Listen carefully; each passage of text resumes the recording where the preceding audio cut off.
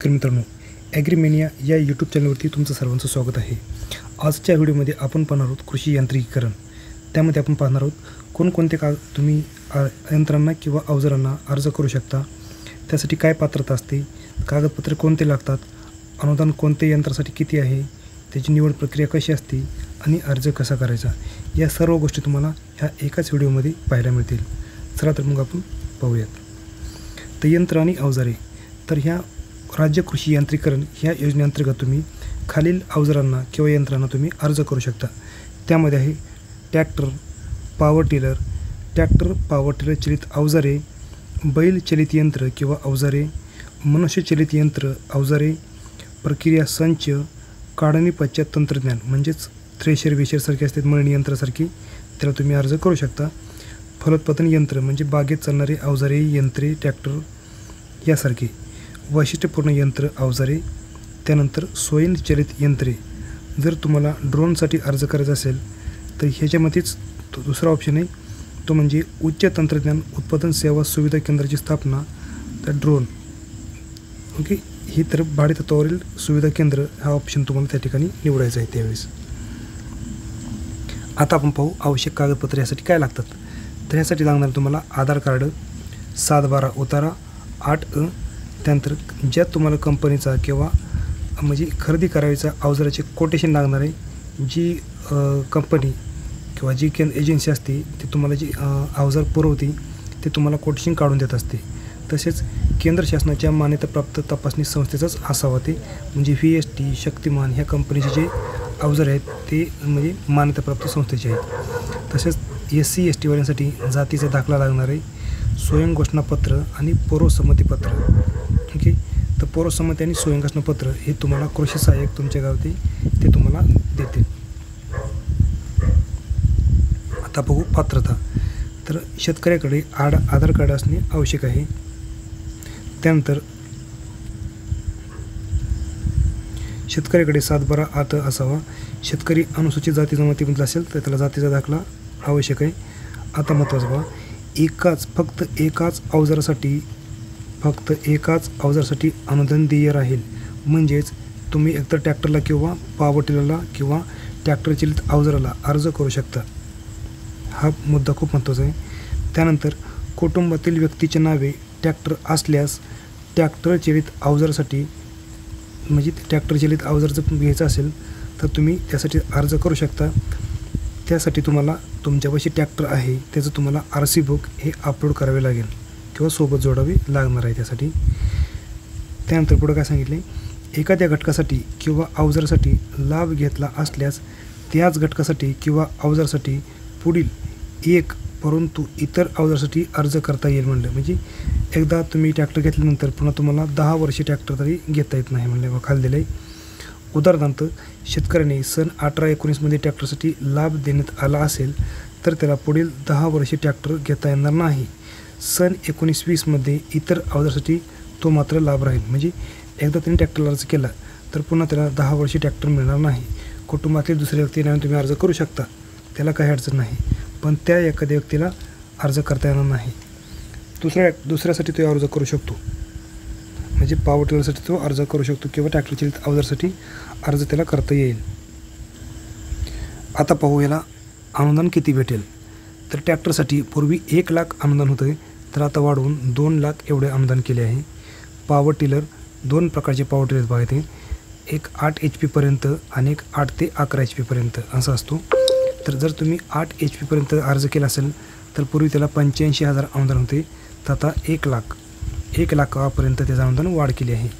Power tiller 8 HP ते 11 HP पर्यंत असेल तर पूर्वी 1 लाख होते, तर आता 1.25 लाख एवढं केले.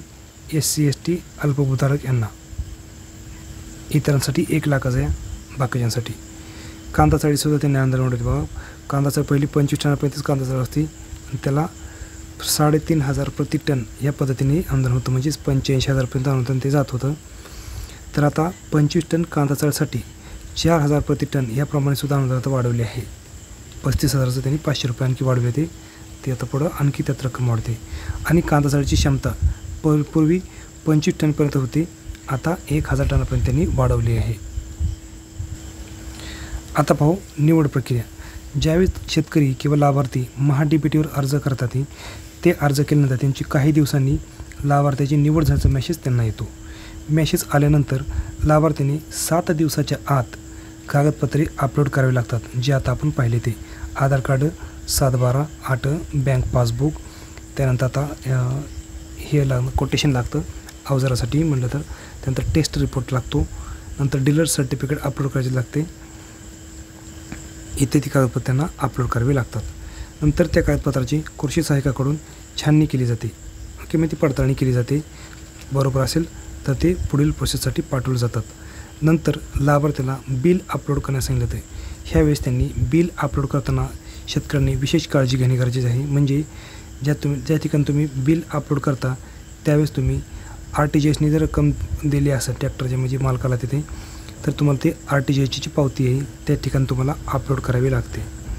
नंतर ते बिल आणि यंत्राची पाहणी करून ज्यावेळेस तुम्ही बिल अपलोड करता त्यावेळेस नंतर मग दुसऱ्या दिवशी किंवा काही दिवसांनी कृषी सहाय्यक येतात.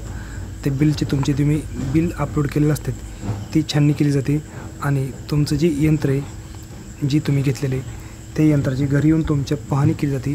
जिओ टॅगिंगमध्ये फोटो घेतला जातो आणि ते पुढील तुमच्या प्रोसेससाठी म्हणजेच पेमेंटसाठी पुढे फाईल पाठवली जाते. तर अशा पद्धतीची निवड प्रक्रिया असते. आता पाहू अर्ज कशा पद्धतीने करायचा. शेतकऱ्यांनी गुगलवर जाऊन त्या ठिकाणी महा-डी-बी-टी फार्मर लॉग इन अशा पद्धतीने आपल्याला त्या ठिकाणी टाईप करायचं आहे.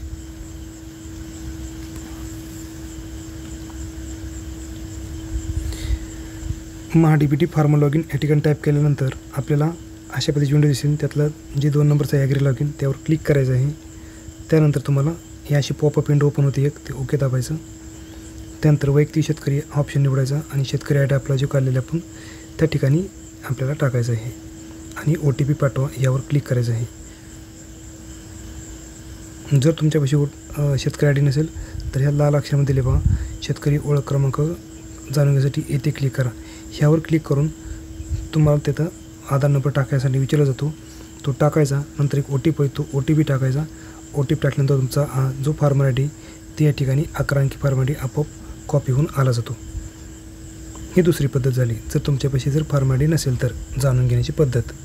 आपल्याला फार्मर आय डी माहिती, आपण ते फार्मर आय डी त्या ठिकाणी टाकलेलं आहे. आता ओके बटन दाबायचं.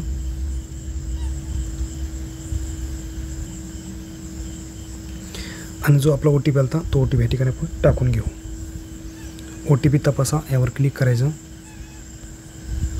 ह्या ठिकाणी आपली 50% प्रोफाईल अपूर्ण आहे, तर 50% आपली पूर्ण करण्यासाठी ह्या ठिकाणी जात श्रेणी आणि अपंगत्व यावर क्लिक करायचं आपल्याला. ह्या ठिकाणी आपल्याला जात वर्गवारी हे 3 ऑप्शन येतं, SC ST आणि अदर. तर SC ST वाल्यासाठी प्रमाणपत्र अपलोड करायचे, अदरवाल्यांनी अदर ऑप्शन निवडायचा. तसंच अपंगत्वावर खाली जर नो असेल नो करायचं आणि ओके बटन दाबायचं. अशा पद्धतीने आपली 100% प्रोफाईल आता पूर्ण झाली. आता आपण बघू घटकासाठी अर्ज करायचा होता आपल्याला. तर घटकासाठी अर्ज करा यावर क्लिक करायचं आपल्याला. ह्यासाठी बघायचं ऑप्शन दिले भरपूर. कृषी यांत्रिकरणी, तर राज्य कृषी यांत्रिकरणी योजना यावर जर आपण क्लिक केलं तर पूर्ण आता जी आपण माहिती पाहिली ही सर्व या ठिकाणी तुम्हाला माहिती पाहायला मिळते. तर आपण बघू बाहेर दिले पात्रता काय आहे, आवश्यक कागदपत्रे काय काय लागतात, त्यानंतर आपण कोणत्या घटकासाठी अर्ज करू शकतो ह्यासाठी दिले सगळे. आता व्ह्यू बेनिफिट यावर जर आपण क्लिक केलं तर कोणत्या घटकासाठी किती अनुदान आहे हे तुम्हाला सर्व पाहता येतं. पूर्ण दिलं येतं. ट्रॅक्टर, पॉवर टिलर हे सर्व दिले आहे या ठिकाणी. पॉवर टिलर बघा 8 HP पर्यंत आणि 8 ते 11 HP ह्या ठिकाणी दिले बघा. 85,000 अनुदान आहे आणि इतरांसाठी 70,000 अनुदान दिले. ही जुनी त्यांची अपलोड केलेली, आता नवीनमध्ये पुन्हा वाढवून आलेले आहे. तर अशा पद्धतीने तुम्ही त्यामध्ये पण पाहू शकतो. आता आपण बघू डायरेक्ट अर्ज कशा करायचा आपल्याला ते. तर बाबी निवडा यावर क्लिक करायचं आहे. कृषी यांत्रिकरणाच्या मधले पुढचे त्यामध्ये आपला मुख्य घटक निवडायचा आहे. कृषी यंत्र अवजारासाठी खरेदी सहाय्यासाठी अर्थसहाय्य ह्यासाठी आपण निवडायचं आहे पॉवर टिलर. नंतर HP श्रेणी आपल्याला कोणत्यातला HP पाहिजे, 1 ते 11 HP का 8 ते 11 HP पर्यंत. तर आपण 8 HP ते 11 BHP पर्यंत घेणार आहे. पॉवर टिलर ऑप्शन निवडला आपला. या ठिकाणी जे चौकोन आहे त्यावर चौकोनावर क्लिक करायचं आणि जर तुम्ही जास्त अवजार घेणार असेल तर यस करा, एकच तुम्हाला अर्ज करायचा आहे तर तुम्ही नो बटनवर क्लिक करू शकता. आता अर्ज सादर करा यावर क्लिक करायचं आपल्याला. पहा बटनवर क्लिक करा. अशामध्ये आधी जे विंडो येते त्याला ओके करत राहायचं. ह्या पहावर अजून एकदा क्लिक करू खालच्या. असा ठिकाणी तुमचा अर्ज दिसेल. आता या चौकोनी बॉक्समध्ये क्लिक करायचं आपल्याला आणि पे ॲप्लिकेशन फी ह्याच्यावर क्लिक करायचं. तर मेक पेमेंट यावर क्लिक करू आपण. आता IMPS